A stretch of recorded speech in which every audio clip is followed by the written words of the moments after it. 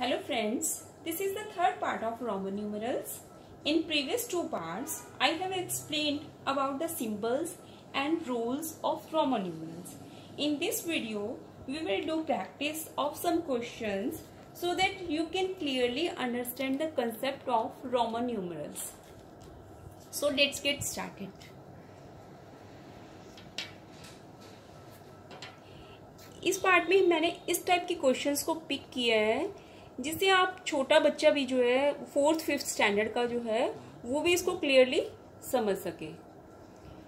तो इसमें मैंने जैसे ये लिया, ये सिंबल आपको रिमाइंड हो जाएंगे फिर से भी, और अदरवाइज आप मेरे फर्स्ट वीडियो में देख लीजिएगा, मैंने उस पर सिम्बल्स ही बताए हुए हैं। 1 2 3, यहाँ आपको पता चल रहा है कि 1 स्टेप जो है बढ़ रहा है, तो 1 प्लस हो रहा है हर बार। तो यहाँ 3 के बाद आना है 4 और नेक्स्ट आएगा 5। तो पहले हम 5 लिखते हैं। 5 रोमन न्यूमरल्स में इस तरह से लिखा जाता है।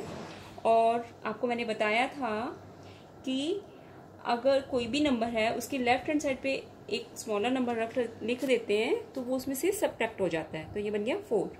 5 अगर राइट साइड पे रोमन न्यूमरल के नंबर डालेंगे स्मॉल नंबर तो वो उसको ऐड कर देगा, देन इट इज 6। 6 के साथ 1 और लगा दिया, 7 8। अब 9 के लिए 5 लगा के 4 टाइम्स 1 लिख सकते हैं? नो, नहीं लिख सकते, क्योंकि मैंने उसमें बताया है आपको कि किसी भी सिंबल को 3 टाइम्स से ज़्यादा आप यूज़ नहीं कर सकते हो, लिख नहीं सकते हैं। तो फिर 8 तो हो गया। अब 9 कैसे बनेगा? 9 से पहले हम 10 लिखते हैं। 10 में से 1 को सब्ट्रैक्ट कर देंगे तो 9 बन जाएगा। हो गया ये क्लियर पैटर्न। अब नेक्स्ट इज 10 20 30।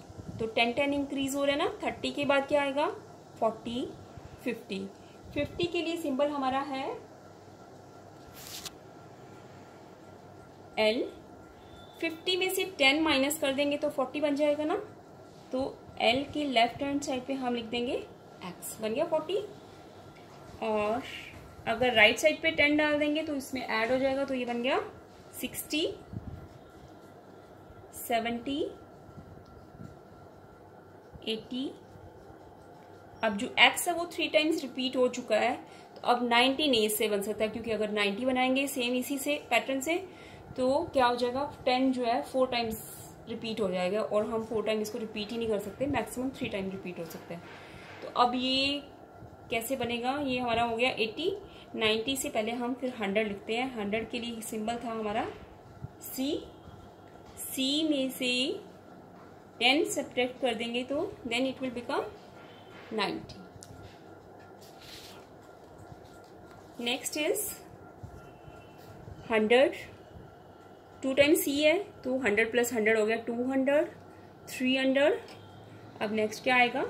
400। 400 में अगर C को हम 4 टाइम्स रिपीट करेंगे तो वो हमारा रॉन्ग हो जाएगा, because we can not repeat any number more than 3 times.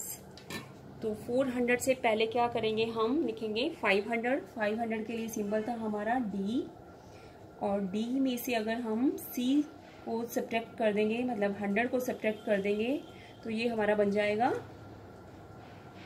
400। 500 D में 100 ऐड कर दिया हमने, क्योंकि हमने इसको राइट साइड पे लिखा है, तो इट मीन्स ये इसमें ऐड हो गया है। तो क्या बन गया ये? 600 700 800। अब 900 के लिए फिर वही, हम इसको रिपीट नहीं कर सकते क्योंकि फिर C जो है 4 टाइम्स रिपीट हो जाएगा। तो अब क्या होगा?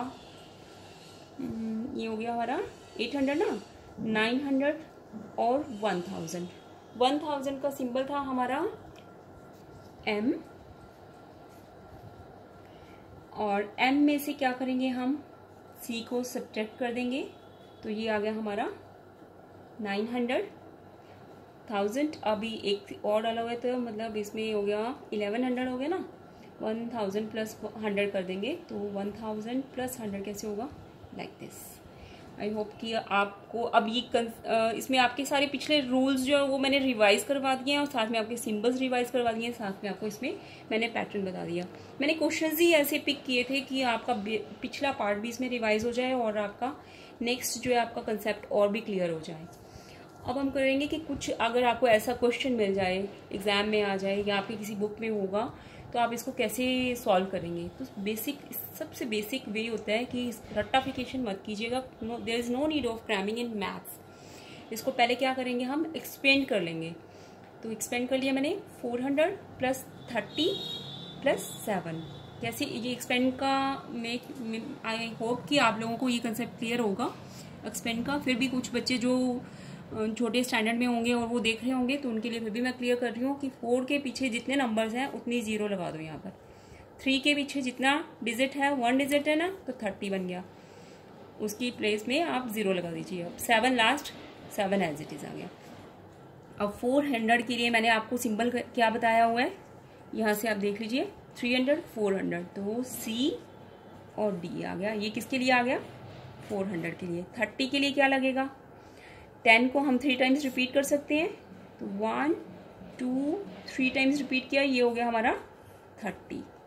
कितना पार्ट, इतना पार्ट, प्लस 7 के लिए सिंबल था हमारा 5 6 7, ये आ गया पूरा 7 के लिए। अब मैं इसको जरा थोड़ा क्लियर करके लिख देती हूँ, ये समझाया ना तो आपको ये आगे इसमें कुछ निशान, तो मैं इसको फिर से क्लियरली लिख देती हूँ। ये हमारा आएगा CD 3 टाइम्स X, इस तरह से लिखेंगे हम इसको। 437 को रोमन न्यूमरल्स में ऐसे लिखा जाएगा।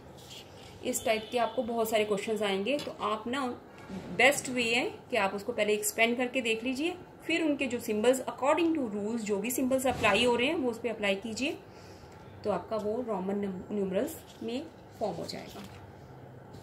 नेक्स्ट है, कुछ क्वेश्चंस आपको ऐसे मिलेंगे कि ऐसे सिंबल दिया होगा, तो अब ये आपको जज करना है कि क्या जो है ये सिंबल मीनिंगफुल है या मीनिंगलेस है। ये कैसे पता लगेगा कि ये मीनिंगफुल है या नहीं है, तो चलिए बताती हूँ कि किस तरह से होगा। ये D का आपको बताया हुआ मैंने 500, C का सिंबल 400, D के साथ लेफ्ट हैंड साइड, सॉरी ये राइट हैंड साइड पे लिखा हुआ है, तो ये बन गया 600।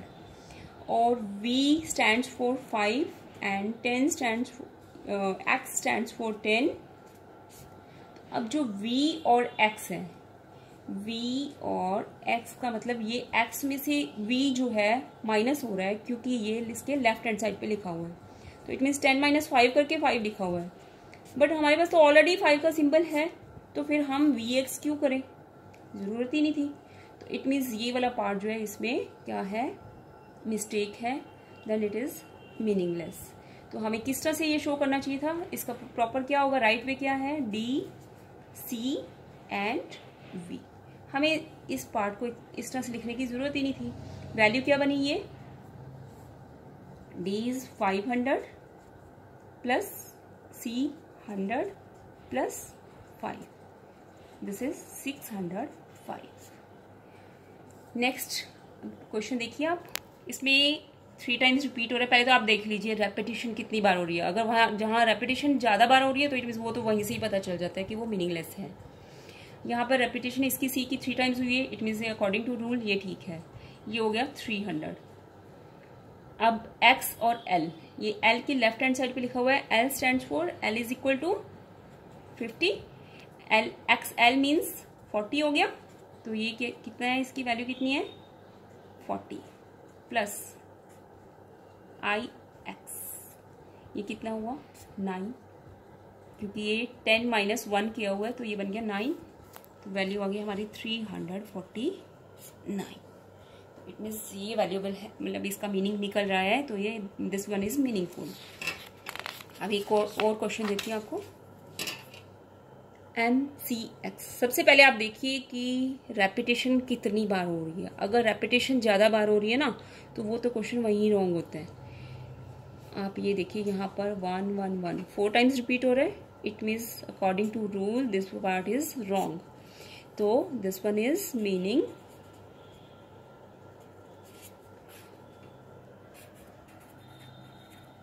Less, no meaning is there of this question.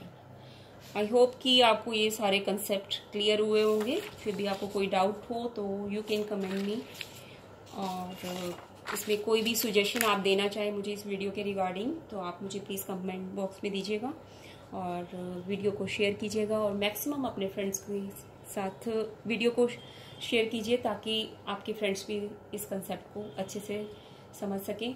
Thank you, thanks for watching.